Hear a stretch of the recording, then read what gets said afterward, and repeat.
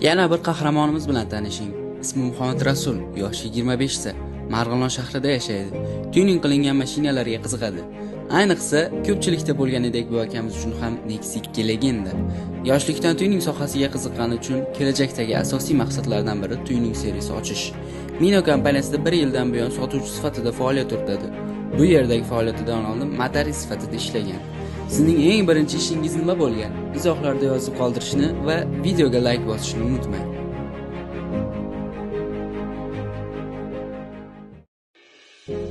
Yana bir qahramonimiz bilan tanishing. Ismi Muhammad Rasul, yoshi 25 ta. Marg'ilon shahrida yashaydi. Tuning qilingan mashinalarga qiziqadi. Ayniqsa, ko'pchilikda bo'lganidek bu akamiz uchun ham Nexia 2 legenda. Yoshlikdan tuning sohasiga qiziqqani uchun kelajakdagi asosiy maqsadlardan biri tuning servisi ochish. Mino kompaniyasida 1 yildan buyon sotuvchi sifatida faoliyat yuritadi. Bu yerdagi faoliyatidan oldin motorist sifatida ishlagan. Sizning eng birinchi ishingiz nima bo'lgan? Izohlarda yozib qoldirishni va videoga like bosishni unutmang.